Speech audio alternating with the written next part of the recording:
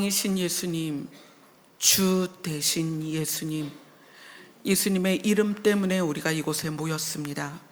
우리의 예배를 받아주시고 우리가 드리는 예배가 아버지께서 받으시기에 기쁨이 되고 받으실 만한 예배가 되게 하여 주시옵소서. 우리가 모일 때마다 우리의 마음을 가지고 나옵니다.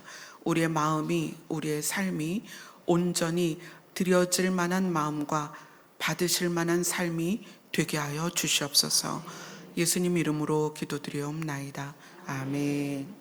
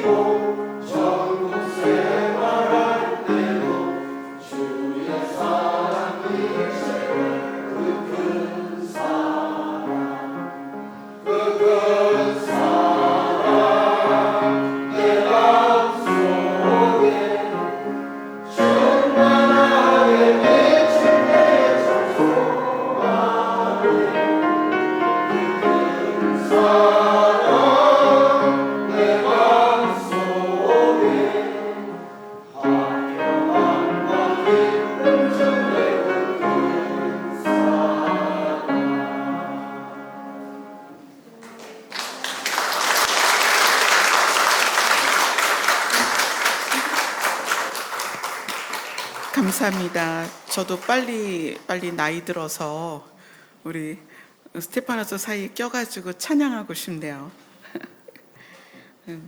금방 그 나이 되죠, 저도. 오늘 대표 기도한 우리 준우 학생은 막 태어났을 때 너무 작았어요.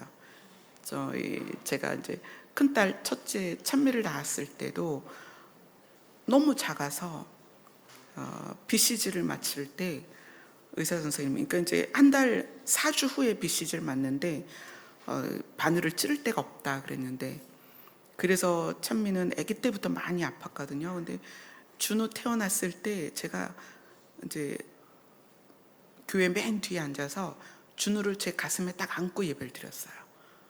그러면서 늘 기도를 했어요. 하나님, 이 아이를 살려주세요. 우리 찬미 살려주신 것처럼 이 아이를 건강하게 자라게 해주세요. 그랬는데 세월이 훅 지나서 이렇게 대표 기도까지 할 수 있는 나이가 됐고 건강하게 잘 자란 게 너무나 감사해요.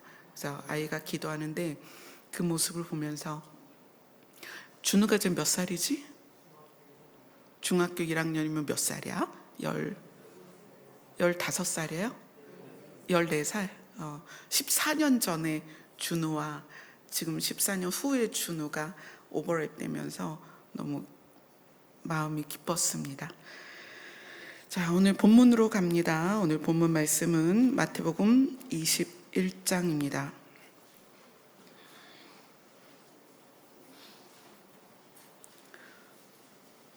21장 42절부터 43절입니다.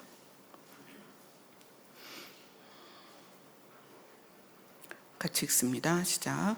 예수께서 이르시되 너희가 성경에 건축자들이 버린 돌이 모퉁이의 머릿돌이 되었나니 이것은 주로 말미암아 된 것이요 우리 눈에 기이하도다.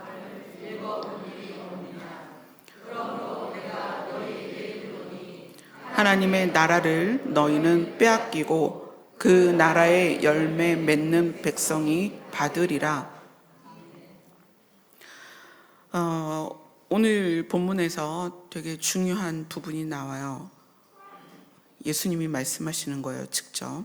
내가 너희에게 이르노니 하나님의 나라를 너희는 빼앗기고. 자, 하나님의 나라를 빼앗긴다라는 것은 무엇이 전제되어야 되냐면 하나님의 나라를 소유했었다. 이게 전제가 되어야 돼요. 그러니까 하나님의 나라가 소유되었는데 그 다음에 어떤 이유로든 빼앗긴다는 거예요. 그러니까 아예 하나님의 나라를 소유하지 않았으면 빼앗긴다는 개념이 적용될 수 없죠. 그럼 여기에서 중요한 것은 하나님의 나라를 이미 소유했던 너희가 빼앗긴다. 그 다음에 그 나라를 빼앗아서 그 나라의 열매 맺는 백성이 받을 것이다. 이렇게 얘기해요. 그러니까 하나님의 나라가 이동되었습니다. 이동되었어요. 먼저 하나님의 나라를 받았던 너희는 빼앗기고, 근데 어디로 이동이 되냐면 그 나라에, 하나님의 나라의 열매 맺는 백성이 받을 것이다. 다른 성경에서는 왕국의 열매를 맺는 민족이 그것을 받을 것이다. 이렇게 표현이 되어 있어요. 그러니까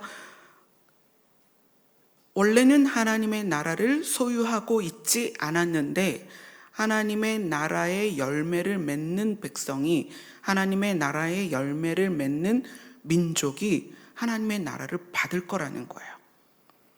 그래서 이 43절 한 절은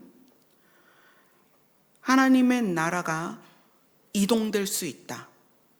하나님이 주권자이기 때문에, 하나님의 나라이니까, 그렇죠? 하나님의 나라이니까 하나님의 나라는 하나님이 빼앗을 수도 있고 또는 줄 수도 있다. 그래서 이 42절은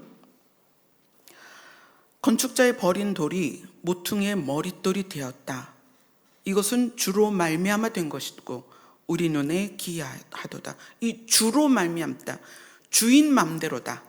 주인 맘대로다. 건축자들은 버렸지만 주인은 그것을 가져다가 아주 멋진 건물에 모퉁이 돌이 머릿돌이 되도록 했다. 이건 주인 마음이다. 이것과 지금 42절과 43절이 같은 내용인 거예요. 하나님의 나라를 너희가 가지고 있었는데 내가 그것을 빼앗았다. 그리고 원래는 하나님의 나라를 받을 수 없는 백성인데 그들이 왕국의 열매를 맺는 민족이기 때문에 그들에게 주었다라는 하나님의 나라를 이동시키는 관점을 우리에게 말하고 있다는 거예요. 그래서 이제 이 부분에 대해서 마태복음 전체를 볼 것입니다. 신약 성경에서 열매라는 단어가 가장 많이 나오는 게 마태복음이에요. 그래서 하나님은 우리에게 킹덤 오브 갓, 하나님의 나라를 설명하기 위해서 주 재료로 열매라는 단어를 쓰셨습니다. 그래서 오늘은 이 마태복음을 통해서 하나님의 나라의 열매를 맺는 백성이라는 주제 안에 이 열매를 하나님께서 어떻게 말씀 안에서 적응시켰는지 보도록 하겠습니다. 마태복음에서는 이 열매라는 구절이 13개 이상 구절이 나와요. 그런데 이제 다른 데 가면 그렇게 많지 않거든요. 그래서 이 열매라는 단어를 살피는 게 굉장히 중요합니다. 이 마태복음에서는 굉장히 중요한 단어예요. 자, 마태복음 3장으로 갑니다.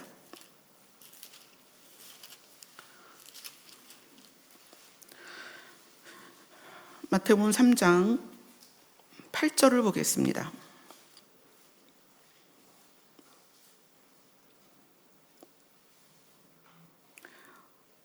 마태복음 3장 8절 같이 읽습니다. 시작. 그러므로 회개에 합당한 열매를 맺고. 신약 성경에서 열매라는 단어는 여기가 처음입니다. 이건 지금 누가 얘기를 하는 거냐면 세례 요한이 유대 광야에서 복음을 전파하며 회개하라, 천국이 가까이 왔다.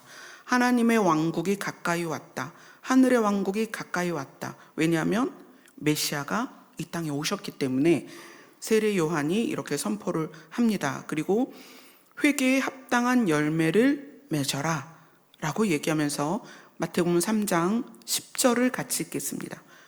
시작. 이미 도끼가 나무 뿌리에 놓였으니 좋은 열매를 맺지 아니하는 나무마다 찍혀 불에 던져지리라. 여기서 이미라는 단어를 쓴 이유는, 이미라는 말을 쓴 이유는 예수 그리스도께서 초림하셨기 때문이에요. 구약의 긴 역사가 지나고 구약에서 계속 증거되었던 창세기부터 말라기에 이르기까지 하나님의 계획을 이루실 메시아의 등장을 구약은 계속 선지자들로 하여금 계시를 하셨습니다. 그런데 그 계시된 분이 오셨어요. 이 땅에 오셨어요. 아직 드러나지 않았지만 오셨고 세례 요한은 그 오신 메시아의 길을 예비하며 선포하기 시작한 거예요. 이미 도끼가 나무 뿌리에 놓였다. 메시아가 이제 오셨다. 이제 하나님께서 하셔야 될 정말 놀라운 일들이 진행이 될 거다. 그런데 이 도끼가 나무 뿌리에 놓였다는 것은 좋은 열매를 맺지 아니하는 나무마다 찍혀 불에 던져질 것이다. 그러니까 최종적으로 심판이 무엇을 보고 결정되냐면 열매를 보고 결정된다. 굉장히 중요한 것을 세례 요한이 선포를 합니다. 자, 그리고 나서 그 다음 열매라는 단어는 마태복음 7장에 나옵니다. 마태복음 7장으로 갑니다.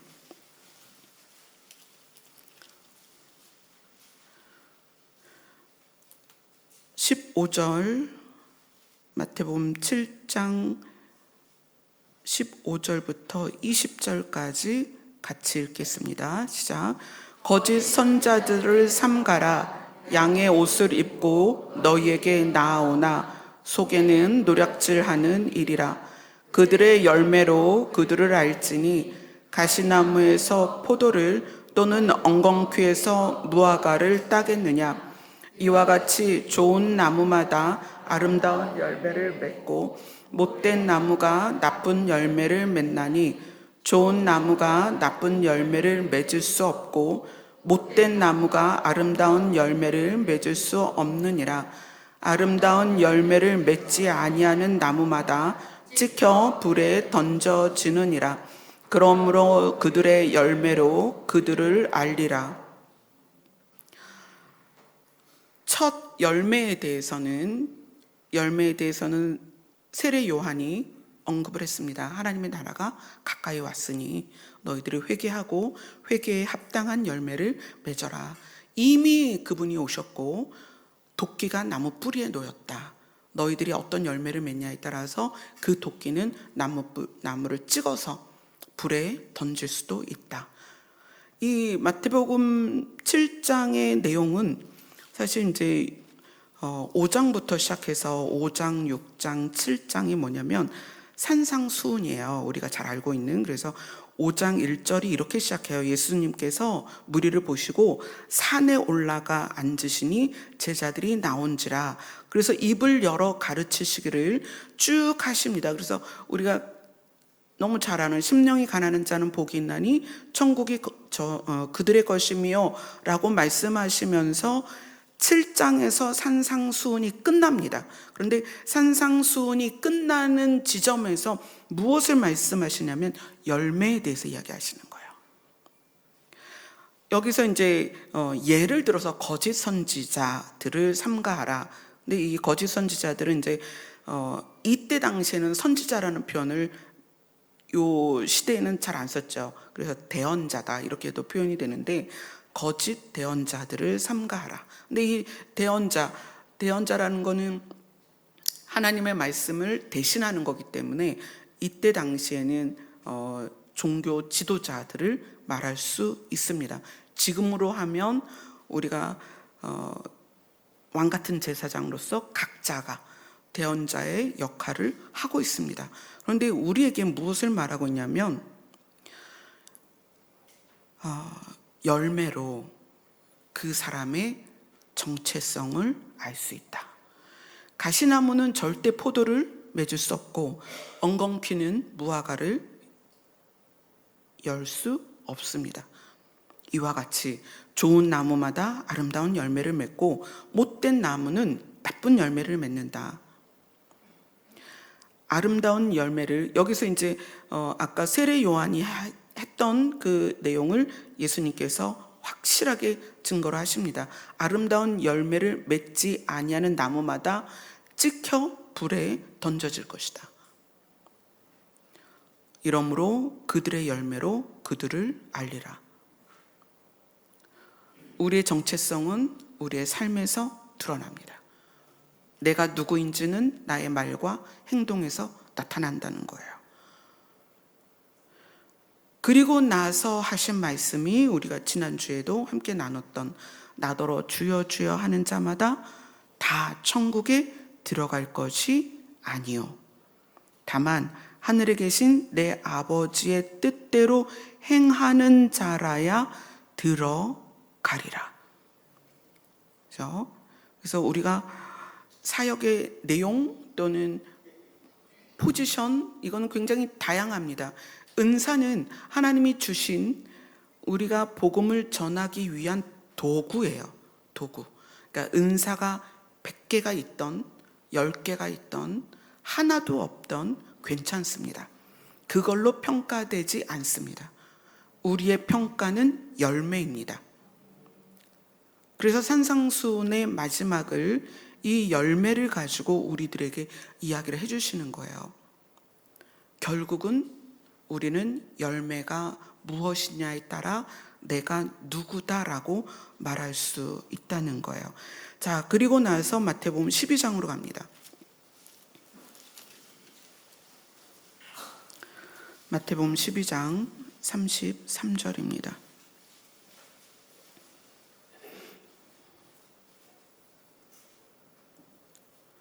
같이 읽습니다. 시작. 나무도 좋고 열매도 좋다 하든지 나무도 좋지 않고 열매도 좋지 않다 하든지 하라. 그 열매로 나무를 아느니라. 자, 우리는 이 부분에서 내가 나무라면 나는 지금 어떤 열매를 맺고 있는가를 이제 고민하기 시작하셔야 됩니다.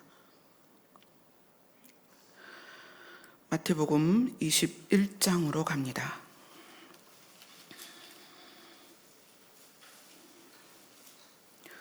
오늘 본문이 마태복음 21장이잖아요. 자, 마태복음 21장 19절에 열매가 나옵니다. 같이 읽습니다. 시작. 길가에서 한 무화과 나무를 보시고 그리로 가사 잎사귀밖에 아무것도 찾지 못하시고 나무에게 이르시되 이제부터 영원토록 내가 열매를 맺지 못하리라 하시니 무화과 나무가 곧 마른지라. 자, 오늘 본문이 있는 마태복음 21장까지 왔습니다. 우리가 지금 열매라는 단어와 나무라는 것을 통해서 정체성에 대한 이미지를 지금 가지게 되었습니다. 그런데 마태복음 21장에 와서 예수님은 느닷없이 길가에 한 무화과 나무를 보십니다. 그리고 무화과 나무 안을 막 뒤져요. 근데 열매가 없어요. 잎사귀밖에 없는 거예요. 그러니까 예수님이 그 나무에게 이제부터 영원토록 너는 열매를 맺지 못하게 될 거다라고 말하면서 나무가 마릅니다. 자, 제자들은 나무가 마른 것, 그 자리에서 나무가 시들어 죽은 것이 너무 신기한 거예요. 그래서 거기에 초점을 맞췄지만 예수님은 그 시간에 그 나무를 잎사귀를 열매를 얻지 못한 거에 대해서 이 나무가 말라 죽도록 하신 이유가 있어요. 왜냐하면 이 장면, 다음 장면이 뭐냐면 23절을 같이 읽습니다. 마태복음 21장 23절입니다. 시작. 예수께서 성전에 들어가 가르치실 때 대제사장들과 백성의 장로들이 나와 이르되 내가 무슨 권위로 이런 일을 하느냐? 또 누가 이 권위를 주었느냐? 자, 예수님이 성전에 들어가서 말씀을 가르치는데 대제사장들과 백성의 장로들이 와서, 자, 대제사장과 백성의 장로들이면 이때 당시에 구약 성경을 통달한 사람들이라는 거예요. 구약 성경을 통달한 사람들이, 아직 신약 성경이 만들어지지 않은 때니까 신약 성경은 없는 때죠. 모세 오경을 통달한 사람들이 이 대제사장과 백성의 장로들이 예수님을 향하여 따지러 왔다는 거예요. 네가 뭔데 성전에서 가르쳐? 따지는 거예요. 그래서 예수님은 이 마태복음 21장에서 이스라엘과 이방에 대한 비유를 두 가지를 하십니다. 그래서 이 21장 28절하고 30절, 28절에서 30절 같이 읽습니다. 시작. 그러나 너희 생각에는 어떠하냐? 어떤 사람에게 두 아들이 있는데 맏아들에게 가서 이르되 얘 오늘 포도원에 가서 일하라 하니 대답하여 이르되 아버지 가겠나이다 하더니 가지 아니하고 둘째 아들에게 가서 또 그와 같이 말하니 대답하여 이르되 실소이다 하였다가 그 후에 뉘우치고 갔으니 그 둘 중에 누가 아버지의 뜻대로 하였느냐? 아멘. 예수님께서는 성경에 통달한 대제사장과 백성의 장로들이 예수님께 나와서 네가 뭔데 성전에서 말씀을 가르치냐라고 했을 때 예수님이 이 이야기를 하시는 거예요. 아버지에게 두 아들이 있었어. 근데 첫째 아들한테 너 포도원에 가서 일해라 그랬더니 첫째 아들이 네 대답은 하고 가지 않았고, 둘째 아들은 나 가기 싫어요 했는데 가서 뉘우치고 가서 그 일을 했다는 거예요. 그럼 그 둘 중에 누가 아버지 뜻대로 했느냐 했더니 대제사장과 백성의 장로들이 둘째 아들입니다라고 대답을 해요. 그러니까 예수님께서 맞다, 네 말대로, 너희들의 말대로 세리와 창녀들이 너희보다 먼저 하나님 나라에 갈 것이다. 이렇게 선포를 하는 거예요. 그러면 이 첫째 아들이 누구냐면 대제사장과 백성의 장로들이고, 둘째 아들이 누구냐면 세리와 창녀들이라는 거예요. 또 첫째 아들이 누구냐면 이스라엘 백성이고, 둘째 아들이 누구냐면 이방인이라는 거예요. 하나님의 특별한 은혜와 선택을 받아서 하나님의 말씀을 통달한 그들이 예수님을 알아보지 못했다는 거예요. 나중에 어떻게 해요? 죽이기까지 합니다. 그리고 이제 두 번째 예수님이 또 다른 한 비유를 들어주십니다. 자, 33절부터 40절입니다. 같이 읽습니다. 시작. 다른 한 비유를 들으라. 한 집 주인이 포도원을 만들어 산 울타리로 두르고 거기에 집자는 틀을 만들고 망대를 짓고 농부들에게 새로 주고 타국에 갔더니 열매 거둘 때가 가까움에 그 열매를 받으려고 자기 종들을 농부들에게 보내니 농부들이 종들을 잡아 하나는 심히 때리고 하나는 죽이고 하나는 돌로 쳤거늘 다시 다른 종들을 처음보다 많이 보내니 그들에게도 그렇게 하였는지라. 후에 자기 아들을 보내며 이르되 그들이 내 아들은 존대하리라 하였더니 농부들이 그 아들을 보고 서로 말하되 이는 상속자니 다 죽이고 그의 유산을 차지하자 하고 이에 잡아 포도원 밖에 내쫓아 죽였느니라. 그러면 포도원 주인이 올 때에 그 농부들을 어떻게 하겠느냐. 자, 예수님이 대제사장과 백성의 장로들한테 포도원 농부 비유를 들어줍니다. 한 사람이 집주인이 포도원을 만들고 정말 멋있게 울타리를 두르고 포도즙을 짜는 틀도 만들고 망대를 짓고 농부가 집주인이 농부들에게 여기를 잘 관리해라. 그리고 멀리 갑니다. 여기에서 집주인은 하나님이시죠. 하나님께서 이스라엘이라는 나라를 만들어서 그 민족을 선택해서 농부들에게 줍니다. 농부들은 제사장이에요. 지금 우리가 이 본문 안에서 예수님이 대제사장과 백성의 장로들, 그러니까 리더들에게 이야기하는 과정이죠. 그러니까 농부들에게 주고 갔는데 열매를 거둘 때가 돼서 열매를 받으려고 자기 종들을, 그러니까 집주인의 종들이니까 이건 누구냐면 선지자들이에요. 선지자들을 보냅니다. 그런데 농부가 그 선지자들을, 그러니까 대제사장이나 백성의 장로들이 선지자들을 죽이는 거예요. 종들을 잡아서 심히 때리고 죽이고 돌로 칩니다. 왜냐하면 열매를 그들에게 주고 싶지 않으니까 그렇게 쳐서 죽여버리는 거예요. 그래서 집주인이, 하나님이 자기 아들을 보내면 자기 아들은 존중하겠지. 그래서 실제로 예수님이 오셨죠.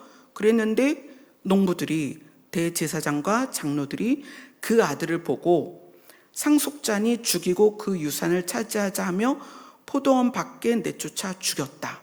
자, 그러면 포도원 주인이 올 때 그 농부를 어떻게 하겠느냐 했더니 대제사장과 백성의 장로들이 뭐라고 말하냐면 그 악한 농부들을 진멸하고 포도원은 제때에 열매를 바칠 만한 다른 농부들에게 새로 줄 것이다 라고 대답을 합니다. 그 대답이 41절에 나와요. 그러니까 예수님이 맞아, 너희들이 그 악한 농부들이고 나는 상속자로서 이곳에 왔지만 너희들이 나를 죽였고 그래서 나는 이 열매를 바칠 만한 다른 농부들에게 이것을 줄 거야 라는 하나님의 메시지를 지금 포도원 농부의 비유로 대제사장과 백성의 장로들에게 가르치시는 그 장면이에요.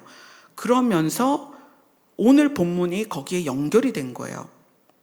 43절을 같이 읽습니다. 시작. 그러므로 내가 너희에게 이르노니 하나님의 나라를 너희는 빼앗기고 그 나라의 열매 맺는 백성이 받으리라. 자, 처음에 말씀드렸죠. 하나님의 나라를 너희는 빼앗기고라는 것은 어떤 전제가 있어야 된다? 하나님의 나라를 소유했었다라는 전제가 있어야 된다는 거예요. 그러면 하나님의 나라를 소유했었다는 것은 대제사장과 백성의 장로들은 누구냐면 하나님이 선택한 이스라엘 백성이고 하나님이 너희는 내 백성이다라고 아예 정해준 민족이라는 거예요.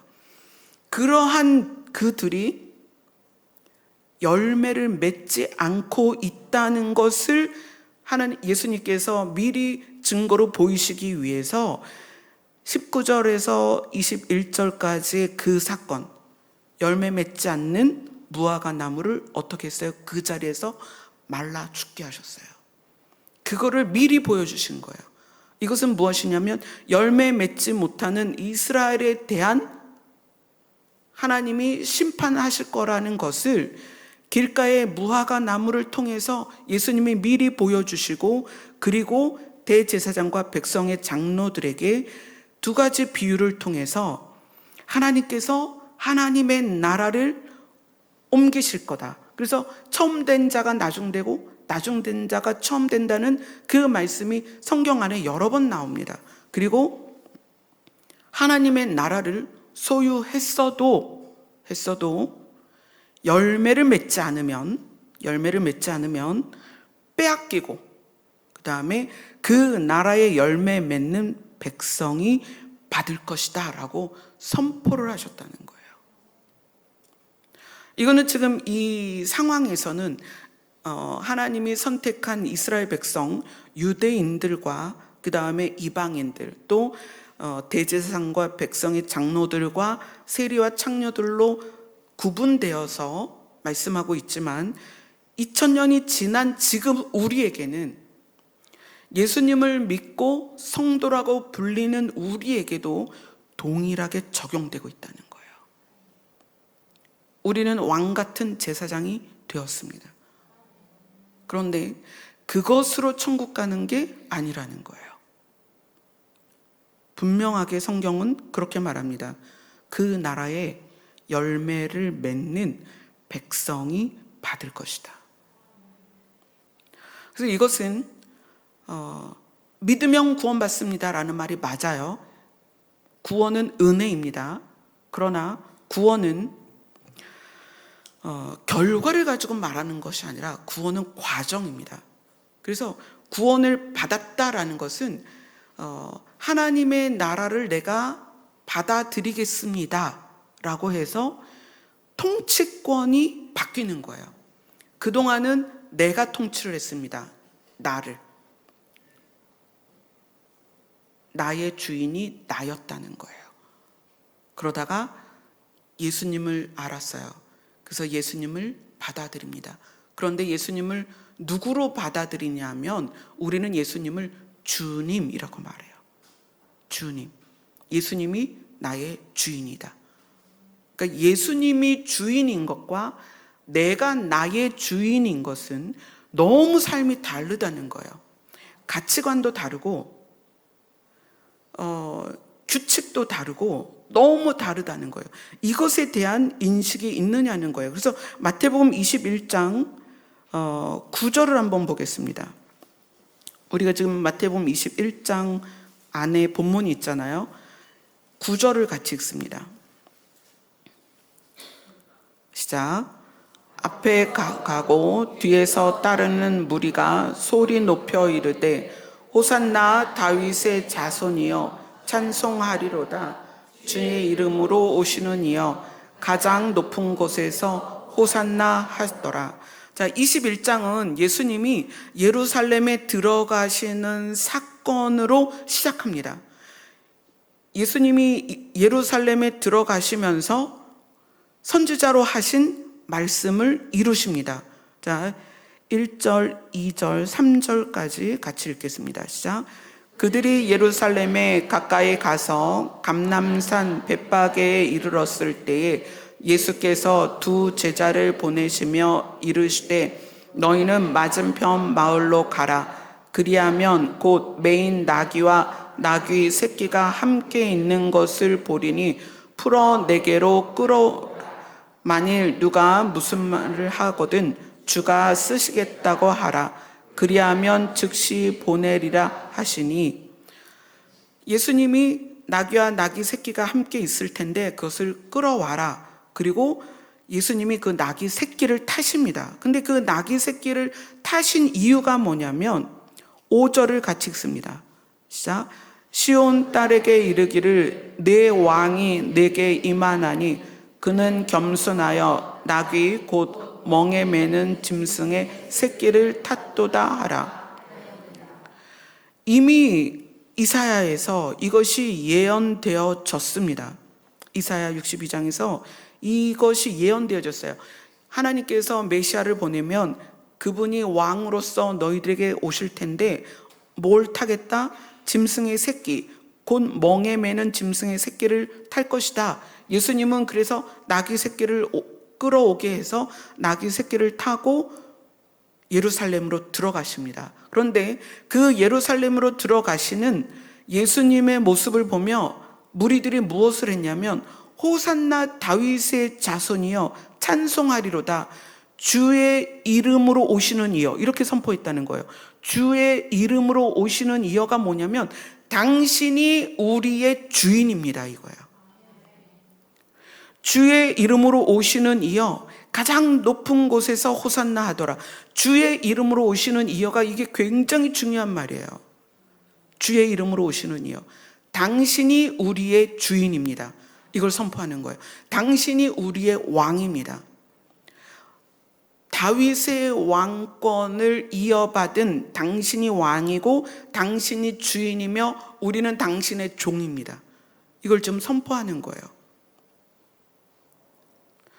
그 예수께서 예루살렘에 들어가시니 온 성이 수동하여 이르되 이가 누구냐 하거늘 무리가 이르되 갈릴리 나사렛에서 나온 선지자 예수다라고 표현을 해요. 그런데 이 예수님이 다윗의 자손으로서 주의 이름으로 오시는 이여라고 선포한 사람들은 그것이 무슨 의미인지는 알고 했는지 모르고 했는지는 몰라요. 그게 진심이었는지 아니면 그렇게 하고 싶은 감동을 받았는지는 모르겠지만 주의 이름으로 오시는 이여라는 것은 이 사람들의 고백이 예수님을 왕으로, 자기들이 그의 백성으로, 예수님이 주인으로, 나는 그의 종으로가 선포되고 있는 현장이라는 거예요. 그런데 성경 마태복음 23장으로 갑니다.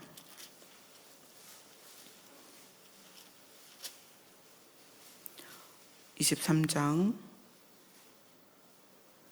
이 마태복음 23장은 무엇에 대한 이야기냐면 예수님께서 서기관과 바리새인들에 대한 그 꾸짖는 내용이에요. 전체가 23장 전체가. 그래서 외식이라는 단어가 굉장히 많이 나오죠. 화 있을진저 외식하는 서기관들과 바리새인들이요.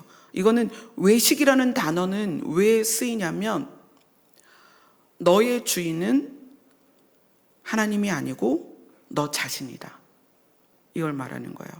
네 자신이 너의 주인이다.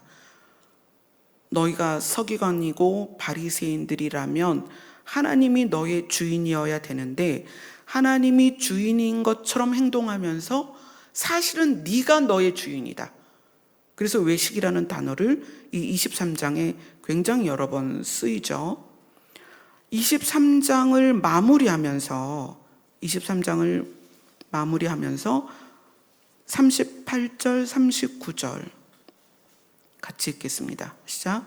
보라, 너희 집이 황폐하여 버려진 바 되리라. 내가 너희에게 이르노니 이제부터 너희는 찬송하리로다. 주의 이름으로 오시는 이여 할 때까지 나를 보지 못하리라 하시니라. 아까 무화과 나무를 열매가 없으니까 그 자리에서 말려 죽이셨습니다. 열매가 없다는 것은 결과가 이거다. 그걸 말씀하시는 거예요. 그리고 이스라엘 백성들에게 이렇게 얘기합니다. 너희가, 왜냐하면 예수님은 결과를 알잖아요. 그들이 예수님을 죽일 걸 알기 때문에 예수님이 말씀하시는 거예요. 너희가 하나님이 주인이라고 고백하며 율법을 지키며 살아가고 있지만 실상 너희들의 삶의 열매는 네가 주인이다. 그런데 겉으로는 하나님이 주인인 것처럼 사는 거예요. 율법의 모든 조항을 다 지킵니다. 풀떼기의 11조까지 했단 말이에요. 율법의 모든 조항을 다 지키고 있지만 그들의 마음이 자기가 주인이었다는 거예요. 그래서 가난한 과부의 두렙돈 헌금하는 모습을 예수님께서 보여주십니다. 봐라, 이 여인에게 전 재산이 이 두렙돈밖에 없다. 왜 그러냐? 성전에서 해야 할 일을 못하는 거예요. 자, 율법을 지켰다는 것은 그들이 얼마나 열심히 헌금을 했다는 얘기예요. 그러니까 11조를 했겠죠. 그런데 재물을 바치고 11조를 했는데 그 11조의 용도가 뭐예요? 과부와 고아와 이방인을 섬기는 거예요. 그리고 제사장들의 몫이죠. 근데 그렇게 쓰지 않았다는 거예요.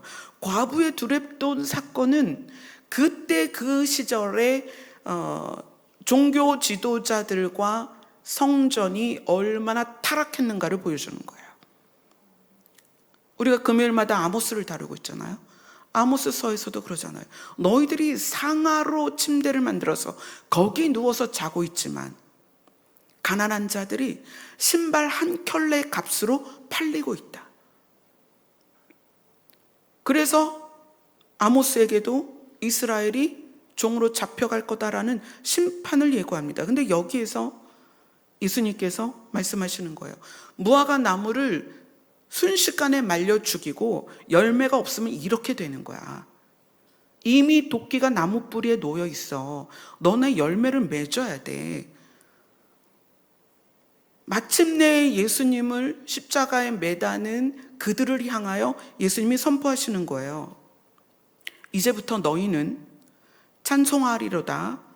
주의 이름으로 오시는 이여, 당신이 우리의 주인입니다라는 것을 마음으로부터 고백하는 그때가 아니면 너희는 나를 만날 수 없다라고 선포를 해버리시는 거예요.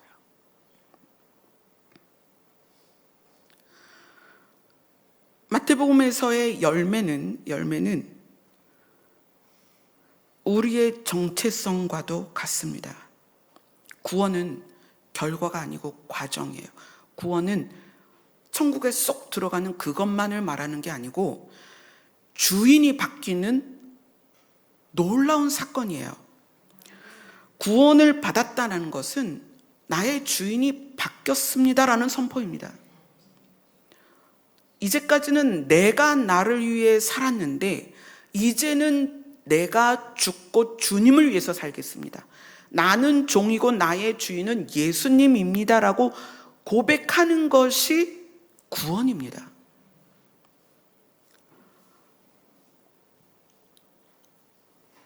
성경은 하나님에 대한 설명을 할 때 정의와 공의와 성실을 굉장히 많이 말을 하고 있어요.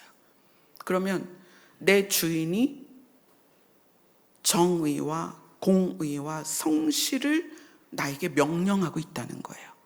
내가 종이에요. 그럼 종은 어떻게 해야 돼요? 종은 정의와 공의와 성실로 살아야 돼요. 이것이 내가 예수님을 주라고 표현하는 것과 내 삶이 일치되어서 열매 맺는 삶이 되는 거예요. 근데 내가 예수님을 주님하고 내 입으로는 말하고 있는데 내 안에서 정의와 공의와 성실이 없으면 마태복음 23장에서 나오는 외식이라는 단어의 주인공이 되는 거예요, 내가. 그러니까 교회를 다니니까 예수님이 나의 주인이라고 선포된 삶을 사는 거예요. 교회를 다니니까. 그런데 내 안에 예수님이 가지고 있는, 그래서 예수님이 명령하는 것들이 내 안에서 이루어지지 않으면 이건 우리는 외식이라는 거예요. 근데 이 외식이라는 아주 따끔한 질책을, 무서운 질책을 피하려고, 면피죠. 피하려고 하는 게 뭐예요? 자꾸 형식을 강조하는 거예요. 교회를 몇 번 왔냐, 일주일에? 너 일주일에 몇 시간 기도를 하니? 성경을 1년에 몇 독하니? 전도를 몇 사람 했니? 교회에서 무슨 사역을 하고 있니? 뭘 감당하고 있니? 네 역할이 뭐니? 이런 것으로 면피를 한다는 거예요. 예수님이 나의 주인인 것은 내가 그분의 명령을 따를 때 증명됩니다. 예수님이 나의 주인이라고 우리는 매일 주님, 주님이라고 말하지만 예수님의 명령을 따르지 않으면 우리는 반역하는 종이에요. 외식하는 종입니다. 그래서 예수님이 이스라엘 백성들에게, 대제사장과 이 서기관들에게 이야기하시는 거예요. 이제부터 너희는 찬송하리로다 주의 이름으로 오시는 이여 할 때까지 나를 보지 못할 것이다. 우리는 그래서 우리 스스로 돌이키는 시간이 있어야 됩니다. 나는 예수님을 주라고 고백하고 있는가? 그러면 주라고 고백하는 것이 내 삶에서 어떻게 나타나고 있느냐? 굉장히 중요한 거예요. 왜냐하면 도끼가 나무 뿌리에 이미 놓여져 있다. 이미 예수님은 오셨고 이제 다시 오실 것입니다. 그때는 실제적으로 우리를 통치하시는 왕으로 오시는데, 내가 지금 주님을 맞아들이는 그 순간부터 주님의 통치를 받고 있어야 주님의 나라로 들어간다는 거예요.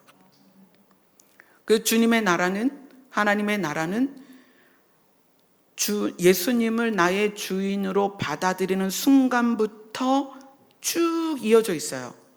그러니까 하나님 나라 앞에서 이렇게 결정되는 게 아니고, 예수님을 나의 주인으로 받아들인 순간부터 하나님의 나라가 실제로, 킹덤이 여기에 이 땅에 세워지는 날까지 내 안에 예수님이 진짜 주인이어서 나를 통치하시고 나는 그 통치를 받아들이고 그 통치대로 살아가는 것이 연장되어진 사람들이 그 나라의 백성이 된다는 거예요. 그래서 구원받는 것이 단회적으로 그냥 입으로 딱 시인하고 끝나는 게 아니라는 거예요. 구원은 과정입니다. 과정. 그러니까 한 알의 씨를 뿌려서 그것이 싹이 나고 자라나서 거기에서 열매가 맺히듯이 구원을 우리는 예수님을 받아들이는 거로 시작을 해요. 그분이 나의 주인이다. 그러면 그분이 나의 주인이 되었을 때 주인이 바뀌는 엄청난 사건이에요. 이거는 놀라운 사건입니다. 주인이 바뀌는 사건이에요. 그게 구원이고, 바뀐 주인에 의해서 내 안에 규칙들이 바뀌어야 되는 거예요. 바뀐 주인에 의해서 내 안에 가치관들이 다 바뀌어야 돼요. 그래서 뭐라고 부르죠? 새 사람이다. 주인이 바뀌었기 때문에 새 사람이 되는 거예요. 우리의 이름은 부모가 지어진 이름으로 그대로 살아가지만 그리스도가 예수님이 나의 주인이 되었기 때문에 그 다음부터는 새 사람인 거예요. 나의 이름으로 호적에는 되어 있지만 우리는 무엇으로 불린다? 그리스도인이라고 불린다. 우리는 새 사람이다. 그 새 사람은 주인의 가치관대로 살아가는 사람이다.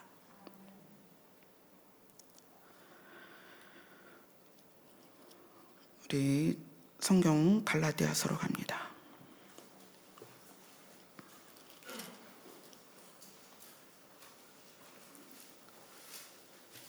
갈라디아서 5장입니다.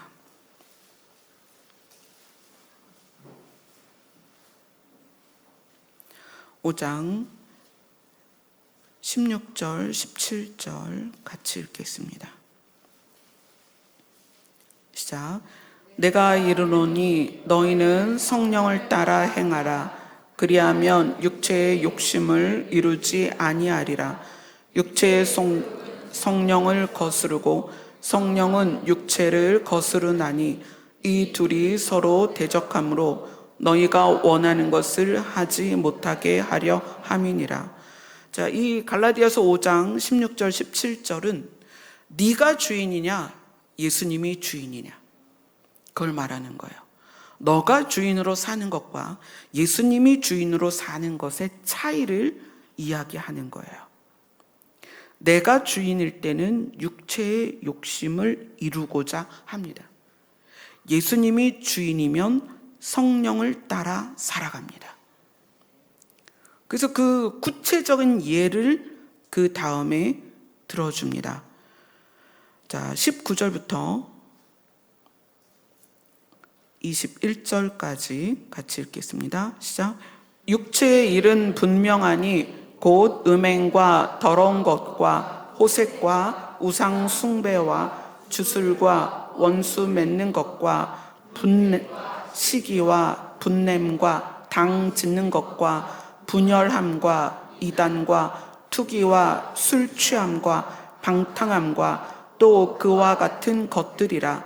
전에 너희에게 경계한 것 같이 경계하노니 이런 일을 하는 자들은 하나님의 나라를 유업으로 받지 못할 것이요. 내가 나의 주인일 때 이러한 일들이 있다.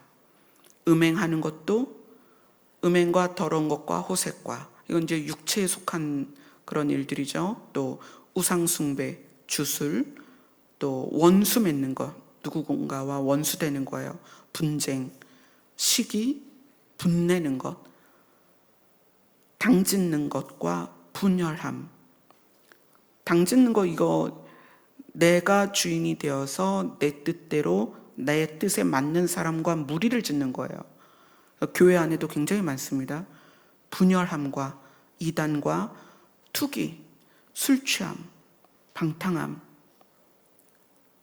이러한 것들 너희에게 경계한 것 같이 경계하노니 이런 일을 하는 자들. 이제 예수님을 우리가 주로 받아들였는데 예수님의 가치관과 내 가치관이 너무 다르단 말이에요. 우리가 변화되는 과정이 있습니다. 그 변화되는 과정에 이러한 육체의 일들이 있을 수 있어요. 그래서 천국 갈 수 없다는 얘기가 아니에요. 지금 하나님의 나라를 유업으로 받지 못할 것이라는 것은 이러한 육체의 일들을 하는 것에 있어서 돌이킴이나 부끄러움이나 회개가 없다는 거예요. 이것은 여전히 내가 주인인 거죠. 여전히 내가 주인이면 하나님이 주인인 나라에 어떻게 들어가겠냐는 거예요. 내가 주인인데, 나는 내가 주인인데 하나님의 나라에, 하나님이 주인인 그 나라에 어떻게 들어가느냐. 내가 내 주인이 아니고 예수님이 내 주인이 되어야 예수님이 왕이신 그 나라에 들어갈 수 있지 않겠냐라고 지금 이야기를 하는 거예요. 22절부터 26절까지 같이 읽습니다. 시작. 오직 성령의 열매는 사랑과 희락과 화평과 오래 참음과 자비와 양선과 충성과 온유와 절제니 이 같은 것을 금지할 법이 없느니라. 그리스도 예수의 사람들은 육체와 함께 그 정욕과 탐심을 십자가에 못 박았느니라. 만일 우리가 성령으로 살면 또한 성령으로 행할지니 헛된 영광을 구하는 노엽게 하거나 서로 투기하지 말지니라. 성령의 열매라는 것은 예수님이 나의 주인이라는 것을 받아들이고 예수님이 나의 주인이라는 것을 인식하고 예수님의 성품으로 살아내면, 예수님의 성품을 내가 추구하면, 예수님의 가치관을 내가 추구하면 이 성령의 열매가 우리 안에서 맺어지게 된다는 거예요. 이 성령의 열매의 내용들을 보세요. 다 우리의 마음에 대한 이야기들이에요. 하나님의 성품에 대한 이야기예요. 그래서 만일 우리가 예수님이 내 주인인 것으로 살면 예수님의 가치관으로 행할 것이다. 자, 25절이 만일 우리가 성령으로 살면 또한 성령으로 행할지니 예수님이 우리의 주인이라면 예수님의 가치관과 예수님의 법대로 행할 것이다. 헛된 영광을 구하여 서로 노엽게 하거나 서로 투기하지 말지니라. 이 헛된 영광이 뭐죠?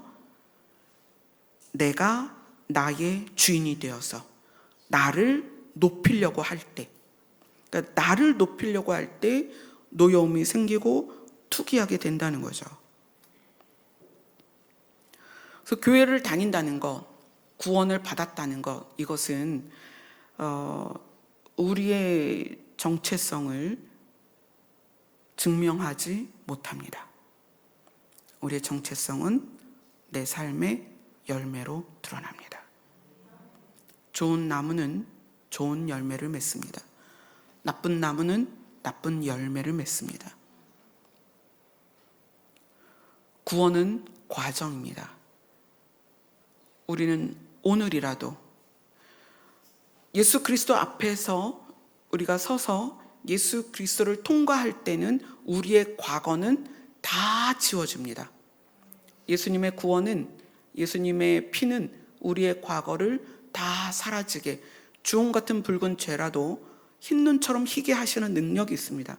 예수 그리스도를 통과하면 그 양의 문을 지나가는 자는, 예수 그리스도의 통치를 받아서 사는 자들은, 예수 그리스도를 나의 주인으로 섬기는 자들은 그분의 나라로 들어갑니다. 그러나 교회도 다니고 집사도 하고 장로도 하고 목사도 하는데 내가 주인이어서 내가 주인으로 살면 예수 그리스도 앞에 섰을 때 나의 모든 과거를 그분에게 계산해야 됩니다.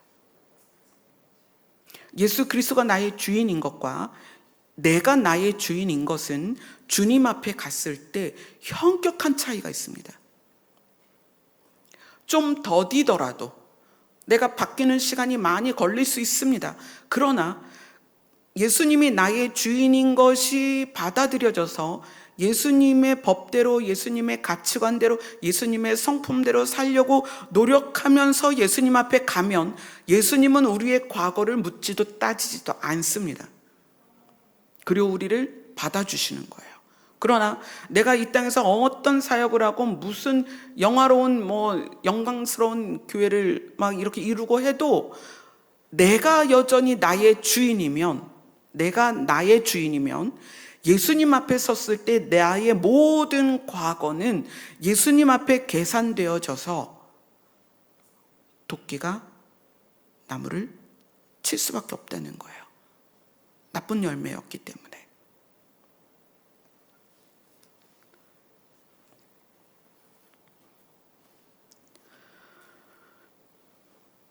오늘, 그래서 저는 그렇게 생각합니다. 여러분이 아침에 눈을 뜨는 그 순간부터 오늘 예수님의 법대로 살자. 아침에 눈을 뜨는 순간부터 예수님이 나의 주인이다. 여러분의 하루가 그렇게 살아줘야 됩니다. 그리고 잠자리 들기 전에 예수님이 정말 나의 주인인 것처럼 내가 인식을 하고 있었는가. 그리고 그 다음날 눈을 떴을 때 나는 예수님의 법대로 살기를 작정해야 됩니다. 좀 더디더라도, 좀 잘 안 돼도 우리는 그렇게 노력해 가야 됩니다. 그래서 구원이라는 것은 성장의 과정을 하나님께서 인식하고 아모스 말씀처럼 야곱의 연약한 때에 대하여 이해하시는 것처럼 우리의 과정을 주님께서 이해하시고 인도하시고 도우십니다. 그것이 예수님의, 아버지 하나님의 은혜입니다. 오늘 새벽에 제가 교회에서 4시까지 있었거든요. 새벽 4시까지 있다가 집에 갔다가 7시 조금 넘어서 다시 교회를 왔는데, 그러니까 이제 그 짬이 되게 짧았단 말이에요. 그 짬이 짧은 사이에 깜빡 잠이 들었다가 나왔는데, 그 잠깐의 잠, 1시간도 못 잤는데 그 잠 속에 꿈을 꿨어요. 근데 찬미가 아주 5살, 6살 정도 되는 찬미가 집에 있는데 제가 막 들어갔어요. 들어갔는데 찬미가 그러는 거예요. 엄마, 하나님이 이제 끝났대. 이제 케이크 사갖고 케이크 불 켜놓고 축하하래. 그리고 제가 얼마나 좋았는지요. 그래? 우리 그럼 케이크 사놓고 축하하면 되겠네. 그러다 깼어요. 그리고 그 전후에 다른 것들은 이제 기억이 잘 안 나는데, 엄마, 하나님이 이제 끝났대. 케이크 사놓고 축하하면 된대. 이 말이요. 그 제가 이제 그 시몬의 고백처럼, 주여 이제 이 종을 놓아주시려나이까. 그러면서 아침에 이제 여기를 올라왔어요. 뭐 또 하루가 천년 같고 천년이 하루 같은 하나님께서 끝났다 해도 그 끝이 또 얼마나 걸릴지 모르겠어요.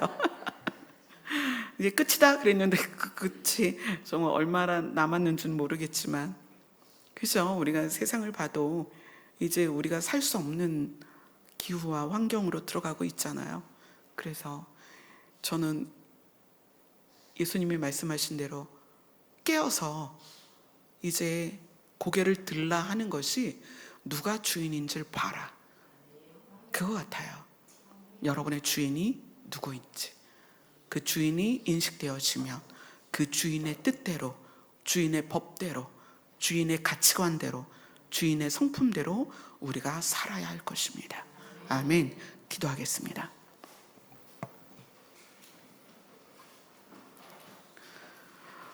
주의 이름으로 오시는 분은 예수님이십니다.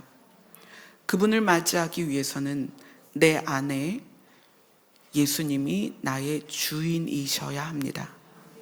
그리고 예수님이 나의 주인으로서 내 삶이 이루어져야 결국은 그것이 내 안에 이루어진 하나님의 나라이고, 그리고 마침내 그분의 나라로, 그분의 백성으로 들어가게 될 것입니다. 예수님이 우리의 주인이 되시려고 십자가에서 죽으셨습니다. 이것이 매일 아침에 우리가 눈을 뜨며 우리의 고백이 되게 하여 주시옵소서. 예수님 이름으로 기도드리옵나이다. 아멘. 예수님이 나의 주인이 되기를 소망하며 찬양 올려드리겠습니다.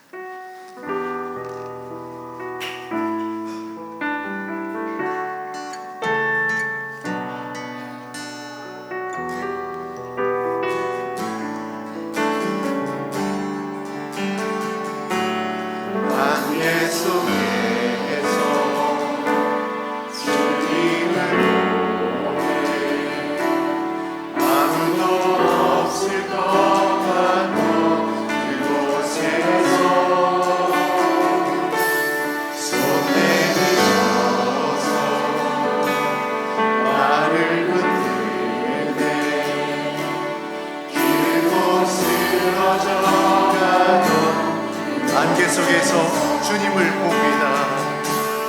안개 속에서 주님을 보네. 아무도 없을 것 같던 그곳에서 손에 있어서 나를 붙들네. 기대고 쓰러져 가던 그곳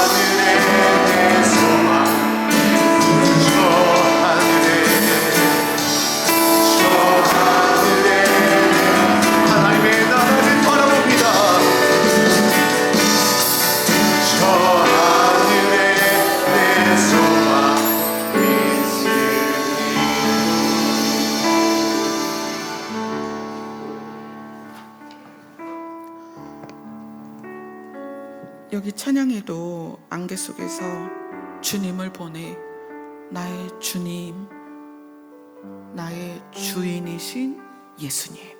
그죠? 주님을 해석하자면 나의 주인이신 예수님. 이 시간은 여러분들이 여러분의 주인이신 예수님을 만날 수 있는 시간입니다. 주님을 부르세요. 어떤 상황에서든 주님을 부르실 때 그분은 우리에게 오십니다. 다가오시고 나 너를 이해해. 내가 너를 도와줄 테니 내 손을 잡고 나와 함께 가자. 내가 준비한 나의 나라로 함께 가자. 우리가 할 일은 주님을 부르는 것입니다. 우리가 할 것은 주님을 찾는 것입니다. 오시는 것은 그분입니다. 우리가 자라나도록, 우리가 열매를 맺도록 그분이 도우십니다. 그래서 성경은 이렇게 말해요. 절로 열매를 맺을 것이다. 이 시간에 여러분의 주인이신 예수님을 찾는 시간이 되었으면 좋겠습니다. 기도하겠습니다.